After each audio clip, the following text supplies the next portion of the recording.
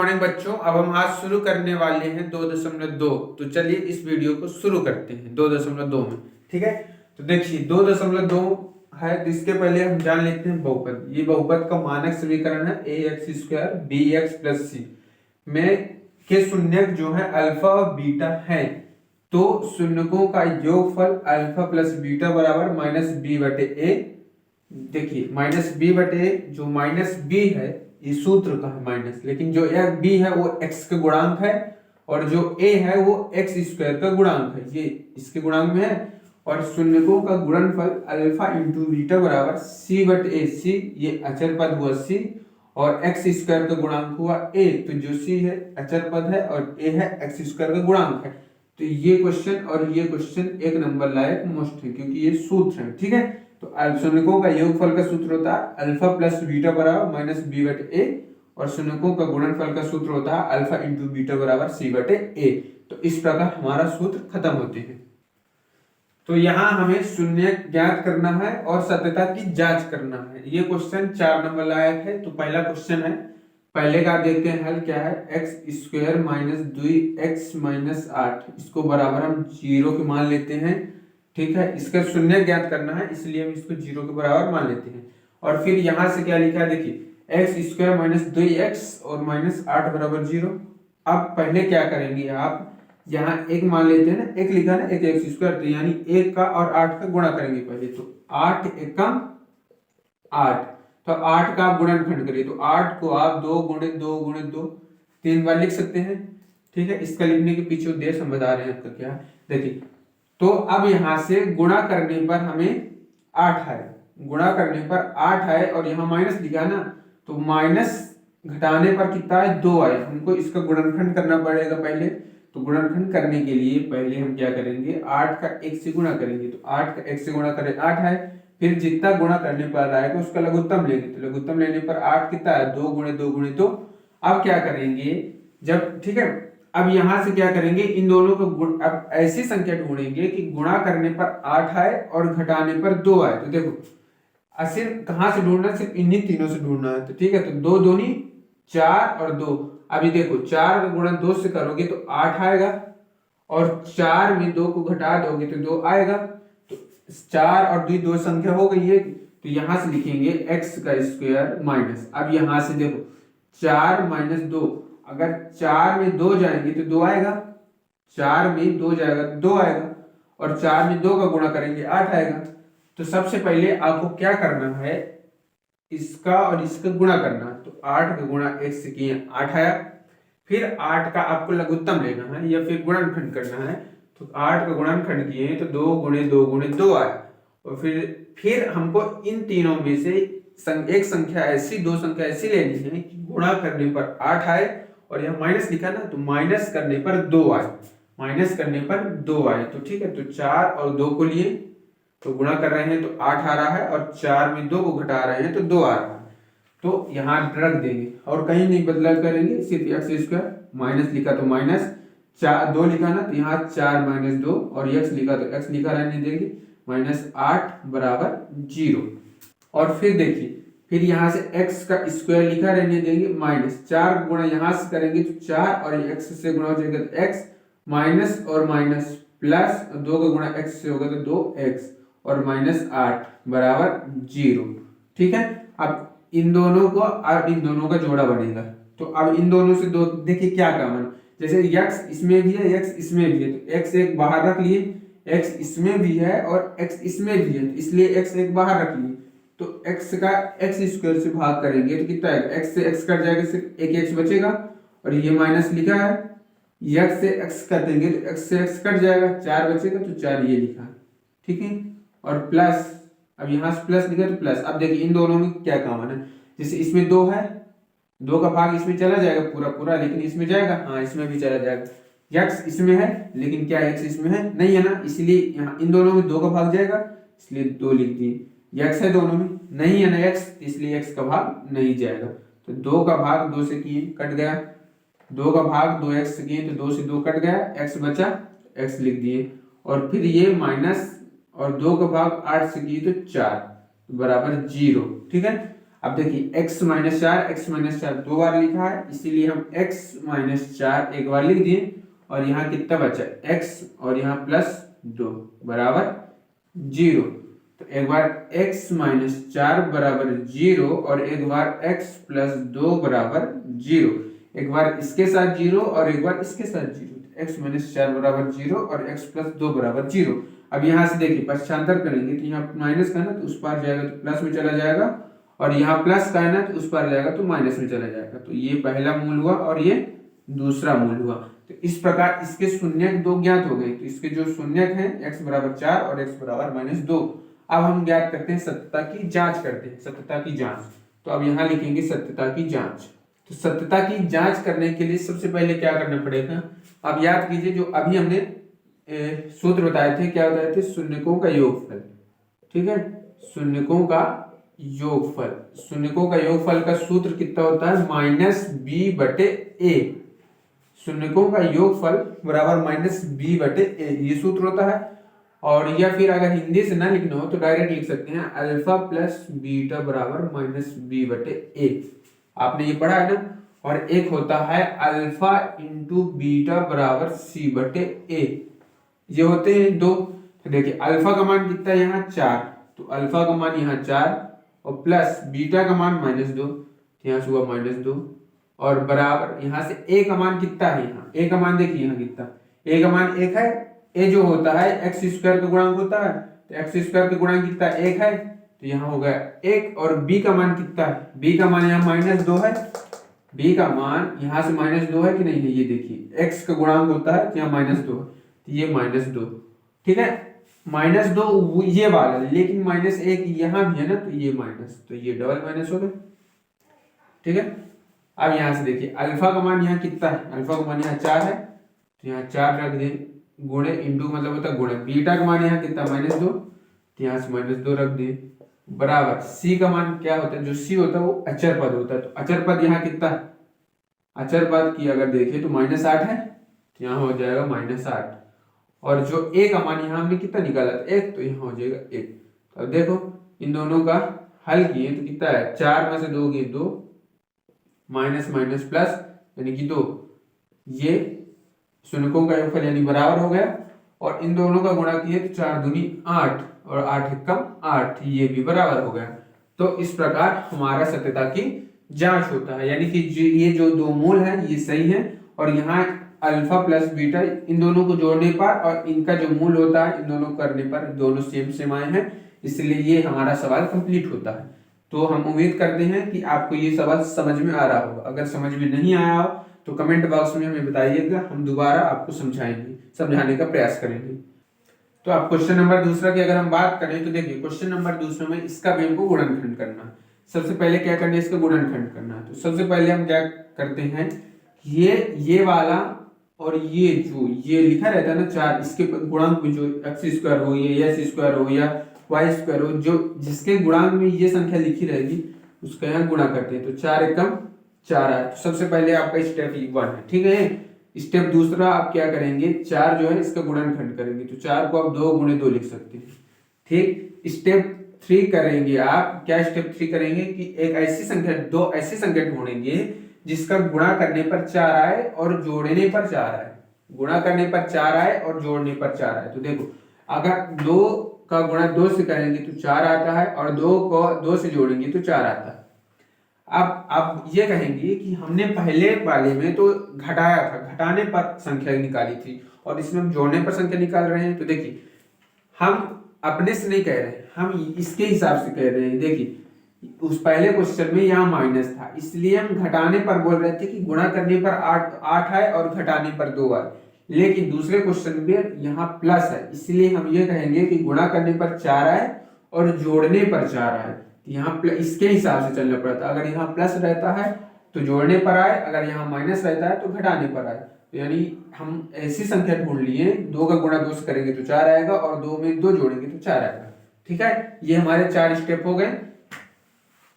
अब हम इस सवाल पर चलते हैं। तो सवाल पर चलने के लिए क्या करेंगे, 4s² उसी तरह लिखे रहेंगे माइनस, अब यहाँ लिखेंगे 2 में अगर 2 जोड़ते हैं तो 4 आता है और 2 में 2 का गुणा करते हैं तो 4 आता है। यस उसी तरह लिखा रहने देंगे, एक वहाँ प्लस उसी तरह और एक वहाँ 0। अब यहाँ 4s² तो लिखा है, 2 का गुणा s से की तो 2s आया, माइनस प्लस माइनस, फिर 2 का गुणा s से की तो 2s आया, और प्लस 1 बराबर 0। अब इन दोनों में कॉमन लेना और इन दोनों में कॉमन लेना, ठीक है। तो देखो पहले इन दोनों में यस है ना, दोनों में तो यस बाहर कर लिए, ठीक। इन दोनों में यस दिख रहा है, यस कर लिए। अब देखिए ध्यान से देखिए, तो क्या इसमें 2 है, 2 का भाग इसमें चला जाता पूरा पूरा, और इसमें भी 2 का भाग चला जाता पूरा पूरा, इसलिए इसमें हम 2s का कॉमन कर लिए। तो अब हम 2s का भाग 4s में दिए, तो देखिए 2s का भाग 4s में इस तरह देते, 4s² इस तरह लिख दिए और 2s इस तरह लिखते, तो यस से यस एक कट गया, और 4 से 2 से 4 कटा तो 2, तो कितना बचा, 2s बचा कि नहीं बचा। तो इसका इससे भाग करने पर कितना 2s आया, और 2 फिर ये माइनस दिखा रहने देंगे। अब 2s का 2s से भाग करेंगे तो कितना आएगा, 2s का 2s से भाग करेंगे तो कितना आएगा, 1 आएगा, एक यहाँ लिखा रहने दे, फिर कोष्टक बंद, ठीक है। अब देखिए, अब यहाँ से माइनस कॉमन लिए। अब इन दोनों में 2 है लेकिन इसमें 2 नहीं है, यस इसमें है लेकिन यस इसमें नहीं है। अब क्या कॉमन लिया जाए, तो कॉमन जिसका कोई नहीं होता गणित में उसका 1 होता है, ठीक है। तो इसलिए इसका कोई नहीं है, इसका कोई नहीं, इसलिए इन सबका 1 है। तो देखो माइनस माइनस यहाँ प्लस हो गया, और यहाँ माइनस प्लस माइनस हो गया, और यहाँ 1 हुआ बराबर 0 हुआ, ठीक। अब देखिए 2s - 1 2s - 1 दोनों में था, एक कॉमन ले लिए, 2s - 1 बाहर करें तो यहाँ कितना बचा, यहाँ बचा 2s और यहाँ बचा -1, यहाँ हुआ बराबर 0, ठीक है। अब देखिए 2s - 1 2s - 1 तो 2s - 1 के बराबर 0 और 2s - 1 के बराबर 0, तो यहाँ हुआ 2s - 1 बराबर 0, और यहाँ भी 2s - 1 बराबर 0, ठीक। अब यहाँ से हो जाएगा 2s बराबर 1, ये माइनस का था ना, उस पर जाएगा तो प्लस में हो जाएगा, और यानी s बराबर, ये गुणे में है ना, उस पर जाएगा तो बटे में चला जाएगा, तो s बराबर 1/2। इसी प्रकार यहाँ माइनस में था तो उस पर जाएगा तो प्लस में जाएगा, ठीक है। और यस यहाँ गुणे में था, उस पर जाएगा तो बटे में जाएगा, s बराबर 1/2। तो यहाँ से हमारे जो शून्य का है वो s बराबर 1/2 और s बराबर 1/2, ये हमारे शून्य का है। अब हम चलते हैं सत्यता की जांच की तरफ, ठीक है। सत्यता की जांच की तरफ अगर हम चलेंगे तो सत्यता की जांच हम इस पर डायरेक्ट लिखते हैं, यानी कि अल्फा प्लस बीटा बराबर होता है -b/a, और अल्फा इंटू बीटा बराबर होता है c/a। अल्फा प्लस बीटा बराबर होता है -b/a, और अल्फा इंटू बीटा बराबर होता है c/a, ठीक है। अब हम देखो, अब सत्यता की जांच करेंगे तो अल्फा का मान यहाँ से कितना है, 1/2, अल्फा का मान 1/2 आया है, और बीटा का मान भी 1/2 आया है, ठीक है। तो -b, अब यहाँ से देखिए -b का मान कितना है, -4, तो माइनस लिखा रहने दे, और b का मान कितना है, यहाँ b का मान -4 है, ठीक है, और बटे, और यहाँ से a का मान कितना है, यहाँ से a का मान भी 4 है, ओके। अब यहाँ से देखिए अल्फा का मान 1/2 और बीटा का मान 1/2 बराबर c का मान कितना है, यहाँ 1 है ना, यहाँ 1 हो गया, और a का मान कितना है, यहाँ a का मान यहाँ 4 है, तो यहाँ 4 लिख दिए, ठीक है। अब यहाँ से देखिए यहाँ इन दोनों का लघुत्तम लिए तो आया 2 और 1 ये हुआ, और ये 4 माइनस माइनस प्लस हुआ, यानी कि +4 हुआ, और बटे 4 हुआ, यानी यहाँ करें तो 1/2 दूनी 4 हुआ, यहाँ 1/4 हुआ, तो यहाँ से हुआ 2/2 बराबर 4/4, यानी 2 से 2 कट गया, 4 से 4 कट गया, और यहाँ 1/4 बराबर 1/4, तो यानी ये बराबर हुआ, और यहाँ 1 बराबर 1 ये बराबर हुआ। तो हमारे दोनों पक्ष हुए बराबर, तो इस प्रकार हमारा क्वेश्चन नंबर दूसरा भी सिद्ध होता है अच्छी तरह से, ठीक है। अब हम क्वेश्चन नंबर तीसरा की ओर बढ़ेंगे, तो देखिए क्वेश्चन नंबर तीसरा है, लेकिन सबसे पहले हम इसको अरेंज करेंगे, क्यों, क्योंकि ये 6x² यहाँ लिखा है, और उसके बाद फिर x होता है, और फिर उसके बाद अचर पद होता है, और ये हुआ हमारा सही क्वेश्चन, ठीक है। अब यहाँ से दूसरा स्टेप, अब क्या करना पड़ता है, 6 का और 3 का गुणा करेंगे, तो 6 का और 3 का गुणा करेंगे तो कितना 18 है। अब 18 का हम गुणनखंड करें, तो अगर 18 का गुणनखंड करें तो कितना आता है, जैसे 3 × 3 × 2, ठीक। अब गुणा करने पर 18 आए और घटाने पर 7 आए, तो यहां से 9 और 2, ठीक है, ये संख्या को ले ली। क्यों? क्योंकि 9 में 2 का गुणा करेंगे तो 18 आएगा, और 9 में अगर हम 2 घटाएंगे तो कितना आएगा? 9 का में 2 का गुणा करेंगे तो 18 आएगा, और 9 में हम 2 घटाएंगे तो 7 आएगा। तो यहां से हो गया, ये देखिए 6x का स्क्वायर माइनस, ठीक है, 7x लिखा है, तो यहां से 9 और 2, तो यहां से कितना लेंगे? 9 और माइनस 2 x हुआ, और फिर माइनस 3 बराबर 0, ठीक। अब यहां से कितना हुआ? 6x का स्क्वायर माइनस 9 का गुणा x किए तो माइनस 9x आया, माइनस माइनस प्लस हुआ, यहां से हुआ 2x, और फिर माइनस 3 बराबर 0, ठीक है। यहां से देखिए 6x स्क्वायर माइनस ये 9 का गुणा x किए तो माइनस 9x आया, माइनस माइनस प्लस 2x हुआ, और माइनस 3 बराबर 0। अब यहां से देखिए 6x स्क्वायर माइनस 9x, इन दोनों का कॉमन लेंगे और इन दोनों का जोड़ा बना है, तो इन दोनों को देखें और इन दोनों को देखें, तो देखिए इसमें x है, इसमें भी x है, तो यहां से x ले लिए कॉमन, इसमें भी x है और इसमें भी x है, तो इसलिए x कॉमन ले लिए। इसमें 3 है, इसमें भी 3 है, इसमें 2 है लेकिन इसमें 2 नहीं है, इसलिए इसमें 3 का भाग करेंगे और इसमें भी 3 का भाग करेंगे, तो यहाँ हुआ 3x, तो x से x कट गया, और 3 से 6 कटा तो यहाँ आया 2, और x देखिए यहाँ से 6x का स्क्वायर लिखा है और यहाँ लिखा है 3x, ठीक है। तो 3 से 6 को काटे तो आया 2, और x से x को काटे तो कितना आया? 1, यानी कि 2x बचा, तो यहाँ से कितना लिख सकते हैं? 2x लिख सकते हैं। और फिर माइनस 3 का काटे 9, x का x से काट दिए, लेकिन 3 का 9 से काटे तो कितना बचा? 3 बचा। और फिर देखिए इन दोनों में जिसका कोई नहीं होता उसका 1 होता है, इसलिए यहाँ से हम प्लस 1 कॉमन लेंगे, तो यहाँ कितना बचेगा? यहाँ से बचेगा 2x माइनस 3 बराबर 0, ठीक है। अब यहाँ से 2x माइनस 3, और यहाँ से 2x माइनस 3, 2x माइनस 3 था, और यहाँ से कितना बचा? 3x ये बचा, और प्लस 1 ये बचा, तो हुआ बराबर 0, यानी कि 2x माइनस 3 बराबर 0, और 3x प्लस 1 बराबर 0। तो अब यहाँ से 2x, ये माइनस का था ना, उस पर प्लस का चला जाएगा, यहाँ गुणे में ना तो उस पर बटे में चला जाएगा, और यह प्लस का था ना तो उस पर माइनस में जाएगा, और यहाँ गुणे में है ना तो उस पर बटे में जाएगा। अब सत्ता की जांच करने के लिए क्या करना पड़ेगा? यहां से लिखेंगे अल्फा प्लस बीटा बराबर माइनस बी बटे ए, एक सूत्र होता है, और एक होता है अल्फा इंटू बीटा बराबर सी बटे ए, ठीक है। तो अल्फा का मान कितना है? यहाँ अल्फा का मान 3/2 है, तो यहाँ से होगा 3/2, और प्लस बीटा का मान कितना? माइनस 1/3, तो माइनस 1/3, और माइनस ये वाला हुआ बी का मान यहाँ कितना? तो बी का मान यहाँ -7 है, ठीक है, तो -7, और बटे ए का मान यहाँ कितना है? 6, तो यहाँ से हो गया 6, ठीक। अल्फा का मान कितना है? 3/2, तो यहाँ से हो जाएगा 3/2 गुणे बीटा का मान कितना है? -1/3, तो -1/3 बराबर सी का मान यहाँ कितना है? -3, तो सी का मान -3, और ए का मान यहाँ कितना है? 6, तो यहाँ से हो जाएगा 6। अब देखिए, तो यहां से इन दोनों का अगर हम लघुत्तम लेंगे तो कितना आएगा? 3 दूनी 6, ठीक है। तो यहां से यहां गुणा करें तो 9 आ गया, और यहां से यहां गुणा करें तो -2 आ गया, ओके। अब यहां से हुआ 7, यहाँ प्लस का हो गया 7/6, 9 में 2 गई 7, 7/6 बराबर 7/6, ये इस प्रकार एक ये हल हो गया। और यहां से 3 से 3 काटेंगे तो -1/2 आ जाएगा, और 3 एकम 3, 3 दूनी 6, तो यहाँ से कितना आ जाएगा? -1/2, यानी ये दोनों भी बराबर हो गए। और इस प्रकार हमारा ये क्वेश्चन नंबर 3 भी अच्छे से हल हो गया।